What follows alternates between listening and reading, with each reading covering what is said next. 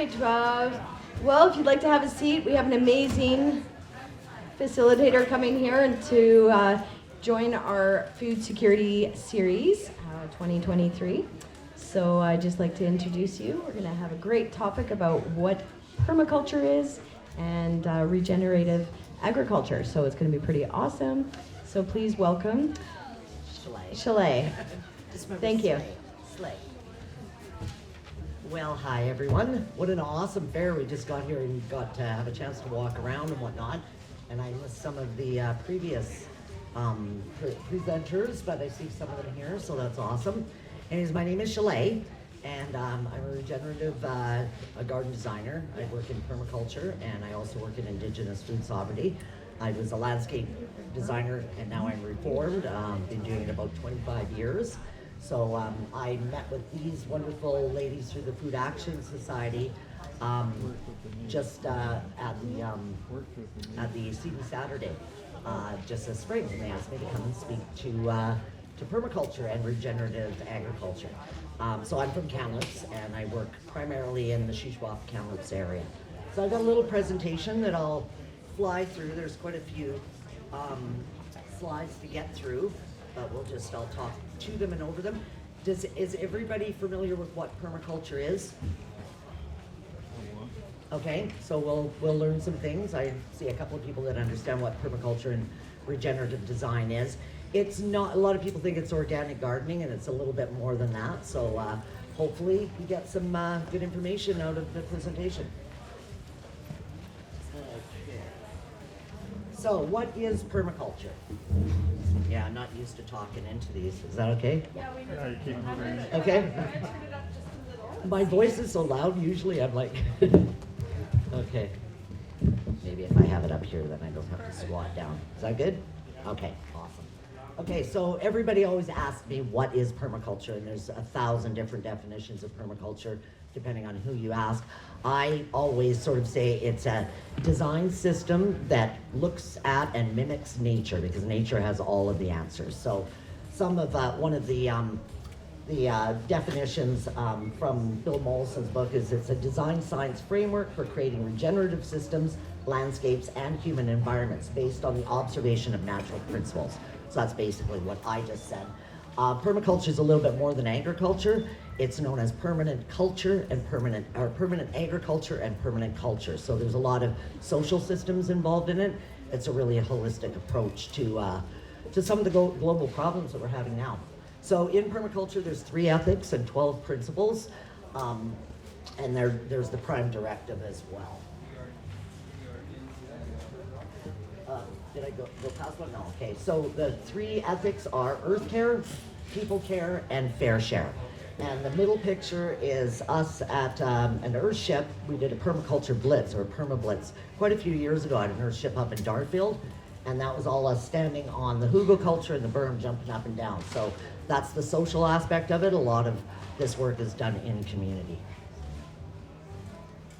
So the 12 principles, we're going to go through those in the order that they're in, but that's sort of the permaculture lens that we view everything through. The interior 3 circles are the earth care, people care, and fair share, the piece of the pie. So the prime directive is stated, the only ethical decision is to take responsibility for our own existence and that of our children. And Bill Mollison quoted that. We'll talk about who Bill is in just a moment. But it's really based on the 7 generations forward and 7 generations back, which is Indigenous ways of knowing over, time immemorial, the last 10,000 years. And we've kind of gotten away from that in the last 60 to 100 years. So a little bit of history of permaculture. Bill Mollison and David Holmgren were comrades and collaborators. Bill was actually a professor, science professor. He's an engineer in Australia in the 70s. One of his students was David Holmgren, and they met and they started to collaborate and share ideas, very philosophical, spent a lot of time talking about the problems of the day in the 70s, little did they know. So they kind of coined the term and started working on the prime directives and the 12 principles of permaculture. So Bill was quite a wise guy. He was a fisherman and a sailor, and I think he even worked in the shipyards, and then he became a professor and a scientist, and he had a lot of different skill sets that he brought to the table. But basically, he was started out as a layperson and really knew the land. He was a farmer and a seaman, fisherman. He describes permaculture as an integrated design system that's modeled on nature, which is more or less what I saw. It's a design system that we mimic and we learn about through observation and interaction. And then he also said, if you design your garden or community like a natural system, then you can save yourself a lot of work, save energy, and eliminate waste. What I like to say is permaculture, one of my favorite sayings is work smarter, not harder. So it's just about really thinking about designing a system that alleviates a lot of the labor that we put into our land and growing food and whatnot. And a little bit of prehistory. I alluded to this earlier. I work for Kamloops and Skitchison Indian Band, and we do land-based learning, which is primarily just permaculture. And what I've learned from a lot of the elders is a lot of this knowledge is handed down through those 7 generations and even further, because 7 generations is only about 150 years. And that's sort of the beginning of colonialization of this land. So some of the prehistory, it derives from those indigenous cultures the world over. A lot of this came from Africa, South America. Peru is an amazing resource for sort of land development and growing food and working with nature. It's known as a natural science, and the polyculture, which I went dead. No, I'm up. So yeah, you can just read a bit about that. But indigenous cultures, ethics of community and planetary stewardship is responsible for the permaculture methods that we use today. So a lot of that, wasn't invented in the 1970s by any means. So my talk was, they asked me if I would talk about permaculture versus regenerative agriculture. There's a lot of sort of crossing and overlay and meeting there, but basically we started out talking about being more sustainable. We talked about organic gardening in the beginning, and then they sort of upped it to, regenerative agriculture is the way to go over, to feed the world and to look after our water, soils, our air, everything like that. So I've never really liked the word sustainable. One of my early mentors said, if I ask you how your marriage is and you say, oh, it's sustainable, it doesn't sound like you're doing so good. So, sustainability means just meeting those needs and not moving forward or backwards, or there's no change. It's quite static to be sustainable. So regenerative is more a system. A system is regenerative when it creates more energy than it consumes. So with at least enough surplus to maintain the energy in. And it replaces its own system over its lifetime. So every input of energy you put in, you should be getting 2 back to make it regenerative. So that's sort of what that says. And yeah, again, sustainability systems seek to maintain the same. Regenerative systems require some management techniques to restore and improve productivity.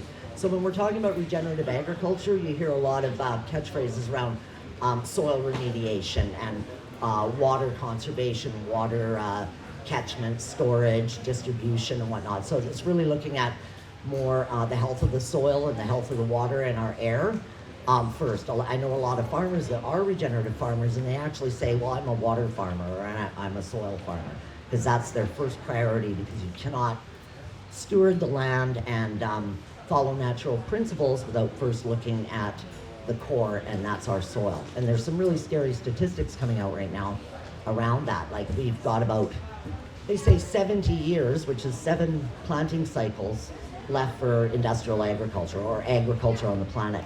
Phosphorus being one of the main inputs to industrial agriculture or large-scale agriculture, and phosphorus is not a renewable resource, and we're running out really, really quickly. So we have to start looking at other methodologies, methods of growing food enough, because we grow enough food to feed the planet, and there's a lot of waste and whatnot going on there. So yeah, the industrial food system is failing us fast, and a lot more people are looking towards regenerative practices, whether it's in their own garden, their small hobby farm, or even on a larger scale. You'll hear a lot about regenerative holistic land management and regenerative livestock management, and that means moving the animals on the land like they did in nature with the buffalo and ruminants of sorts in the past. They weren't confined to a small area where they ate everything in sight and defecated and provided meat. That wasn't the nature's intent to begin with. So regenerative design, it addresses a lot of issues, but topsoil loss we just discussed. Deforestation is another huge one. You can see sort of a lot of people don't understand the trickle-down effects of our forest practices over the last 50 to 100 years have changed rapidly, and we look at the fires that we've just had in the Shuswap and whatnot, and for the last 10,000 years, those ecological systems have been managed by humans with doing cultural burns and keeping the forest duff down. Logging has caused a lot of slash and leaf lying, which just accelerates the problem when fires do come through. They're mega fires now. So deforestation, never mind if we get into the water cycles or even CO2 and oxygen and putting in nitrogen, fixing nitrogen back into the soil. Trees are really, really important for that cycle.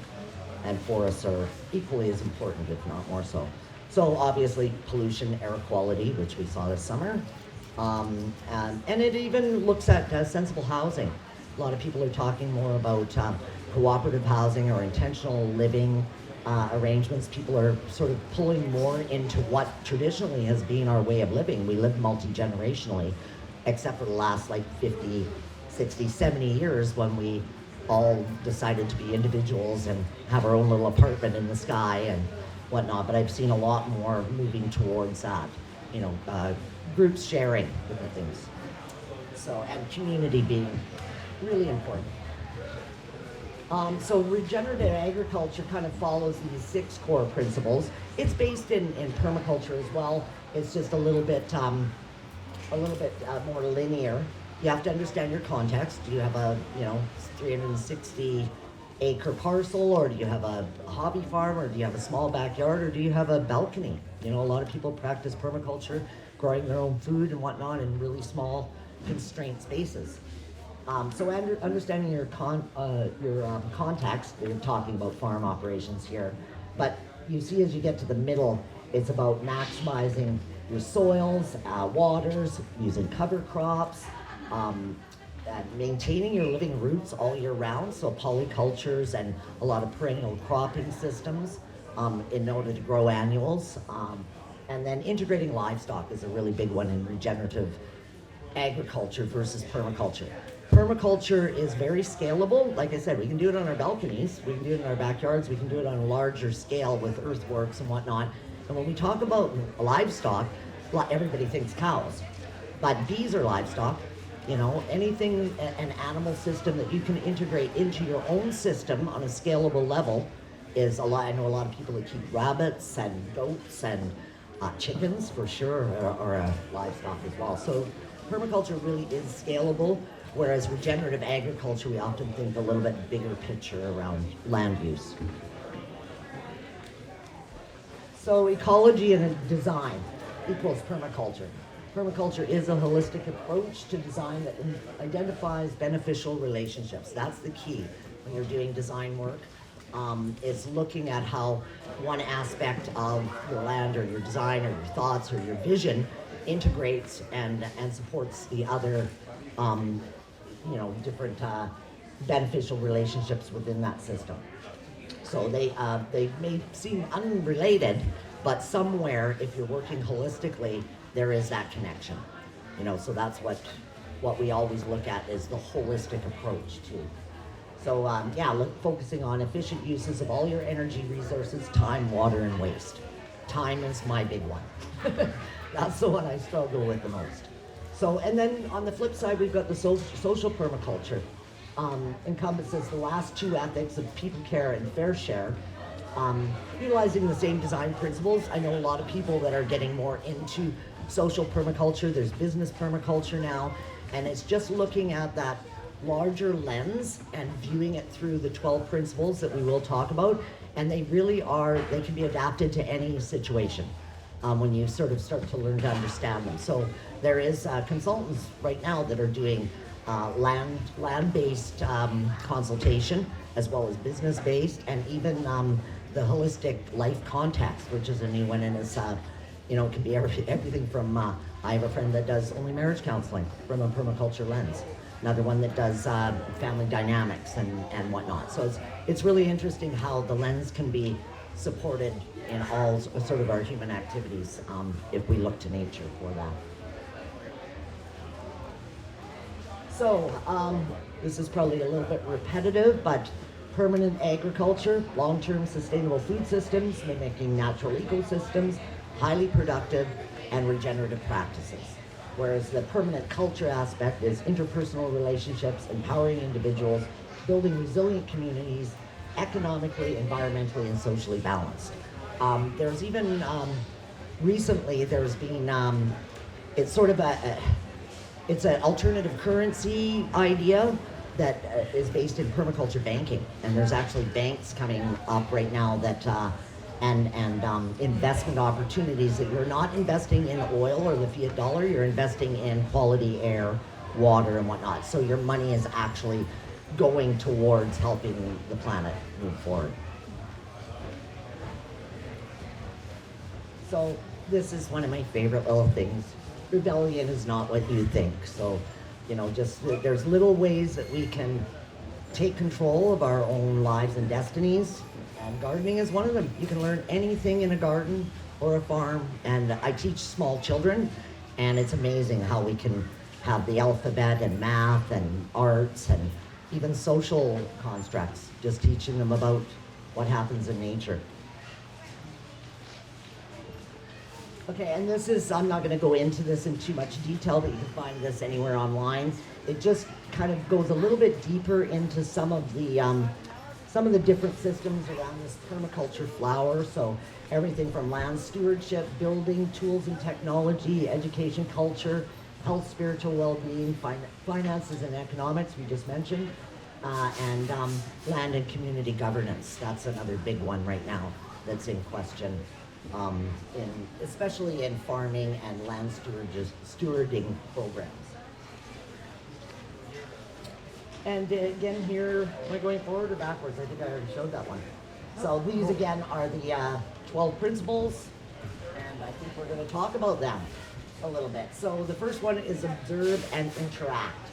And that's number one. Even with my littles, I say just sit quiet and tell me what the five senses. What can you hear? What can you see? What can you smell? What can you touch? What can you feel? And, you know, just getting them to sit, and I think it works for adults too.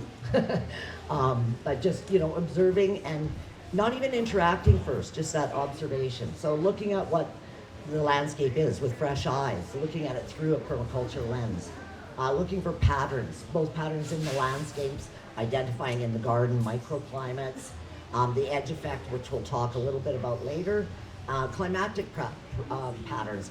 We're having a lot of problems right now identifying and utilizing those climatic patterns because there's nothing consistent about them anymore. They just are kind of all over the place. But those too will become patterns down the road.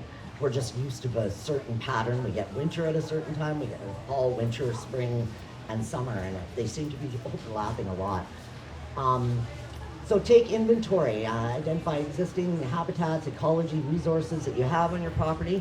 And when I say property, I'm not talking big farms. I'm talking just right outside your back door, in your neighborhood, your neighbor's yard, a community garden, the lighthouse permaculture garden. So note species, what's there, what native species are there, both in plant material, flora, fauna, animals, what insects do you see a lot of? Is there a water source? Those type of things. And also, one of the big things is note your deficiencies. Like, what are the challenges to your space? Maybe you don't have anywhere to hook up a hose. What do? Well, hopefully permaculture will give you some antidotes to some of those problems. They say in permaculture that the problem is the solution, so if you think hard enough on the problem, you're going to come up with a solution. And always make a resource list. I mean, we make lists all the time, and it's funny because we have lists and we have manuals and how-tos, but nobody gives you a manual on how to live or how to grow food or how to live sustainably or regeneratively. So make your resource list and figure it out from there. So number 2 is capture and store energy.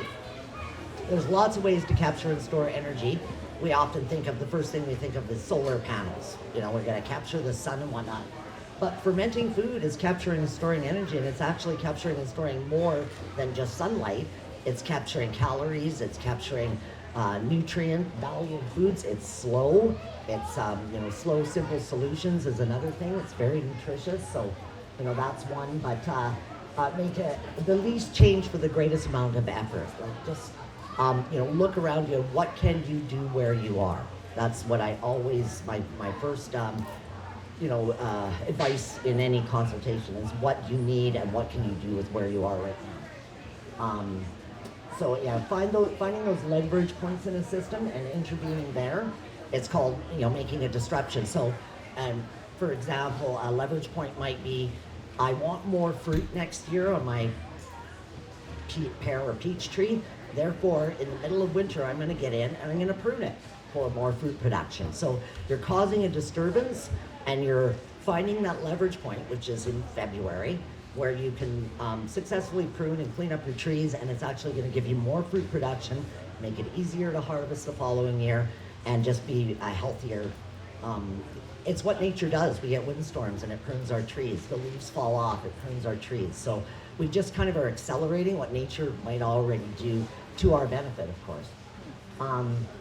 Toby Hemingway, I don't know if anybody knows who Toby Hemingway is. He wrote he's written this is a fabulous book. It's called Gaia's Garden. It's based on permaculture principles, but it's really about practical solutions in a home garden sense. Wonderful man, he just passed away 2 years ago, I think, 3 years ago. So your order of investment and priorities should follow elements that produce a yield. You don't want to be sweat laboring and not getting anything back from it. Again, remember that one input of energy in, 2 out. That's what you should do in all of your daily activities. So elements that produce a yield, elements that save energy, and the very last one we should be doing is elements that use energy. What would be a good example? Well, back to even the fermenting or canning and whatnot. We're producing a yield. We're saving energy if we're not, putting on a big pot to cook anything down using natural gas or fire or any other methods of cooking, which does use energy. That would be my last resort. I cook every day, but I always look at what would cost less amount of energy use, and that could be physical energy. If it's easier for me to just run to the cupboard and grab some bread and make an egg salad sandwich than going out to the chicken coop and collecting the eggs and whatnot, I was kind of always look to see what's going to be the less energy put in for the best yield that we can get. And a lot of the yield as you get older is your own energy. So energy sources that we can tap, waste from agriculture, forestry, industrial, and commercial activities.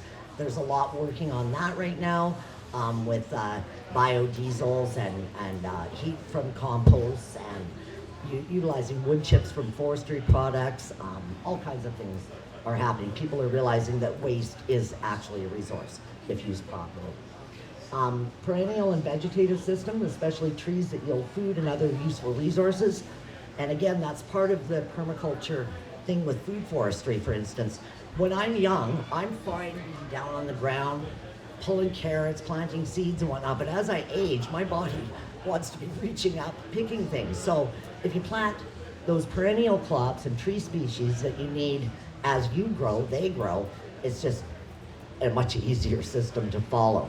And then you can still be planting all of your annual crops underneath until that food forest reaches maturity. And then you'll be looking at more things like strawberries and asparagus and sorrel and some native plantings and whatnot that are also food and medicine for that underland.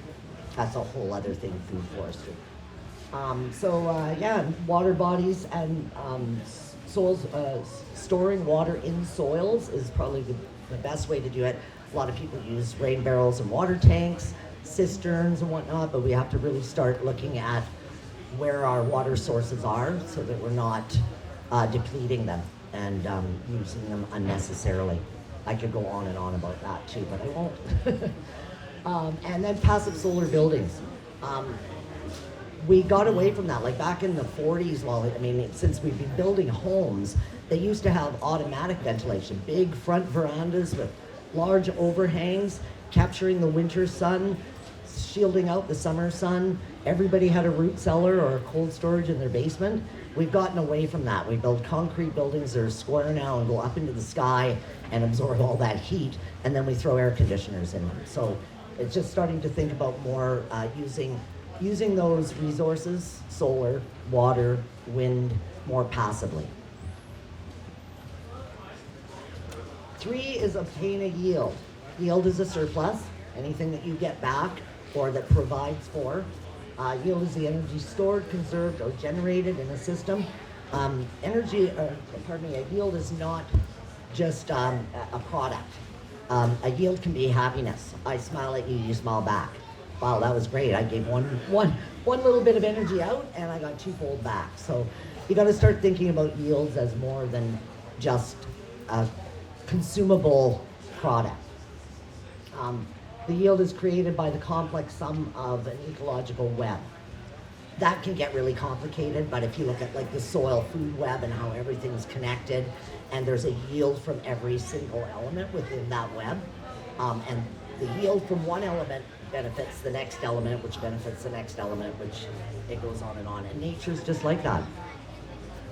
A yield can be obtained by unique methods and is only limited by one's creativity and imagination.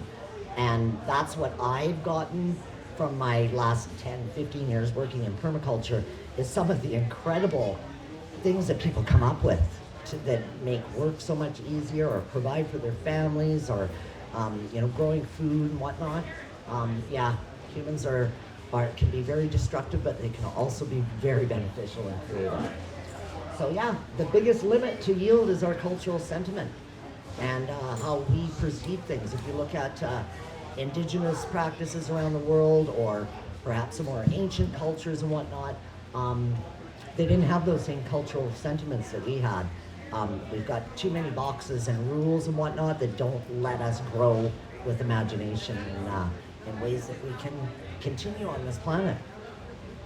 And one man's junk is another man's treasure. That's another of my favorite sayings. Number 4, self-regulate and accept feedback. It's all relative to location. And as a designer, like I'm a draftsperson designer, so I'm always looking at those connections within a property, a household. People, I go into their house and they're like, we just moved into this kitchen and I don't know where to put anything. And you look at it, and if you look at it through a permaculture perspective, you can actually permaculture and feng shui your kitchen at the same time, and it makes for a lot less work in the long run. So one example is I had a client that really wanted to compost, and they had quite a large property and quite steep. Well, they didn't want their compost near their house, so they put it way back in the down 40, which was down a big hill. So they were determined they were going to compost, and they were composting all winter until they slid on their butt all the way down the hill every single winter. So they had to reassess, is it really practical to have the compost down there in the wintertime? So they set up a different system where they had, their compost closer to their house. They ran it through a vermicomposter in a warm thing, and then were able to monitor and maintain their composting systems better. So it's just all about, looking at relative location and working less. Natural systems are not static. They're going to change all the time. They're going to change seasonally. They're going to change daily. They're going to change hourly. They're going to change as we age. So we have to kind of just roll with it and go with the flow. And there's that observe thing again. Number 1, observe and react to the feedback loops. There isn't anything created on this earth that didn't give us feedback loops. I'm thinking about even as far as, industry and whatnot. Big business and industry and whatnot, they always put out a product, test it, and whatever negative feedback they get back, well, hopefully they fix it and make it run more smoothly. So you're constantly, getting those feedback loops, and hopefully you can positively interpret them and go with them and build on it, or look at your negative responses and act accordingly to repair whatever it was that wasn't working in that system. Number 5, use and renew renewable resources. Those that increase with modest use. This is kind of a hard one. Probably perennial crops is the best. You plant it once and it improves over and over and over again. You have to put a little bit less effort into it than you do with annual crops, because you'd have to be in there maintaining kind of continuously. It seems to me that, especially the last couple of years, as soon as I seed, it's almost time to harvest. And then it's time to, can it and procure it all in and get it set aside for winter. And that seems to be a lot of extra work. So I want to utilize those resources that actually improve. Compost is another one. Compost just improves. So the more you use it, the more it improves. Those unaffected by use, again, that's that sustainability factor. Those which degrade and disappear with use, we want to kind of avoid that. There's no point in utilizing something only once. And we become a really one-use society, which has got us into a lot of hot water. And those that are reduced by use, I guess that would be anything that you consume that isn't then recycled into something else. And also just energy systems, like my hydro bill is reduced by all of my use. I'd never get that hydro bill back. Nothing else ever comes from it. I've already used the electricity. Those that pollute or damage other resources if used, of course, we want to avoid those at all costs. So just a couple examples, collecting water. That's increases with modest use. We use a little bit, it rains again, fills up. Wind power, and then mulching and gardening and growing food. Number 6 is produce no waste. Probably everybody in this room, if you're sitting in here, you're probably already recycling, already composting, already looking at some of these systems. So it's pretty easy. It's the old, reduce, reuse, recycle. It's been most of my lifetime, at least since I was a child, when they introduced the idea that you recycled your aluminum cans and pop bottles and whatnot. It's pretty ingrained in me, but I'm sure there's people in the room that don't remember a time where there was recycling. It was just a natural thing. Your socks got holes in them, you darned them. You reused everything. I remember my grandmother talking about washing off wax paper or towels and reusing everything. It was reused until it could not be reused again. Some of the things that we can work with that is a natural resource is sunlight. This is an example of a friend's passive solar greenhouse on the side of their house. No energy input on that at all, and they grow fruit all year round in Calgary to boot. Water harvesting, pacifying water, using it as many times within your property or your system as you can. Gray water recycling is an example of that. I know people that live with very little water resources on their property that actually put a bucket underneath their sink to capture all of their dishwater, and they water their plants with that. So, and nutrients, mulching, and composting are must-dos. Designing from pattern to detail. This, as a designer, is really interesting to me. Does anybody know what biomimicry is? So biomimicry is a science that studies nature and how nature operates, from everything from how seashells grow to how climatic weather patterns happen, and everything has a pattern, or everything grows on, there's the Fibonacci rule of growth. There's various science modalities around to it. But the idea of designing from pattern to detail is to look at the big picture and then design down to the smallest details. So you have to kind of know what you're working with. So as a regenerative land designer, I'll look at the entire property, I'll look at what the resources are available there, what some of the constraints or challenges are of that property. And if somebody comes along and says to me, my biggest problem is that my chickens are noisy, or something like that, I'll look at the big picture. Well, do you have some sort of a sound barrier behind your chickens? Are your chickens in an area where they're scared constantly by predators and they're making a lot of noise? Do you have an unruly rooster in your group? So we'd look at what the big picture is and then identify the smaller problems. But patterns, if you ever have a chance, just Google biomimicry, because it's really fascinating. The way the universe is formed is the exact copy of what the internet actually looks like. The way our brains are wired and the neurons in our brain mimic the universe and the web, the World Wide Web. The way veins in a leaf form is the same as a delta from going from a river to an ocean. Like, there's so many commonalities in these patterns that they're just repeated over and over again, and they're all designed by nature, or the powers that be, to provide us and distribute resources that we as humans and every living creature needs. So really some interesting stuff happening there. Number 8 is integrate rather than segregate. So everything's connected. I hope we all know that. So each element in the system is supported by multiple other elements within that system, whether we're talking about an ecosystem, a family system, business system, any kind of system. Even like hardware developers use these system design principles.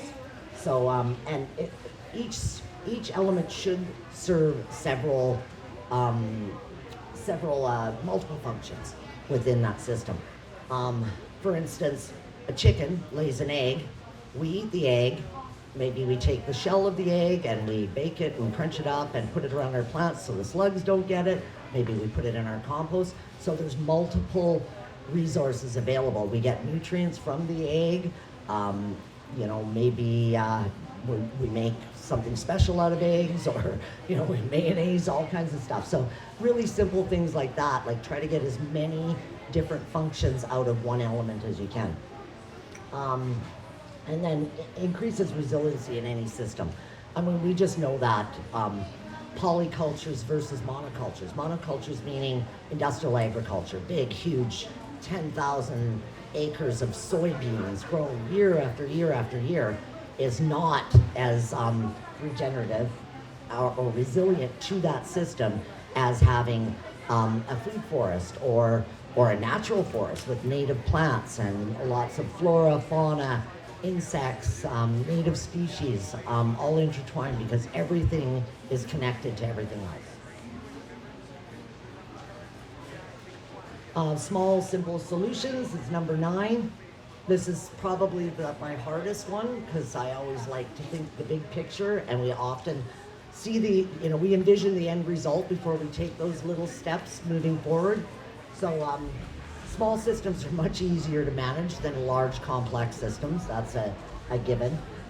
So we want to try to make the least amount of change to begin with for the greatest possible effect.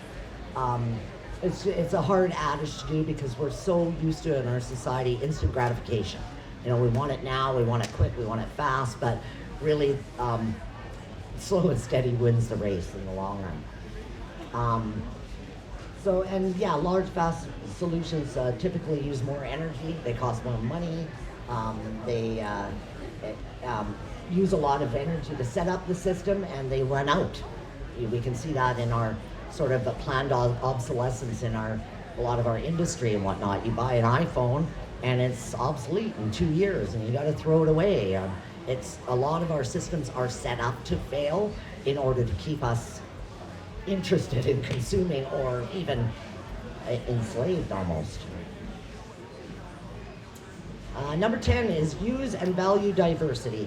That kind of goes back to the integrate rather than segregate.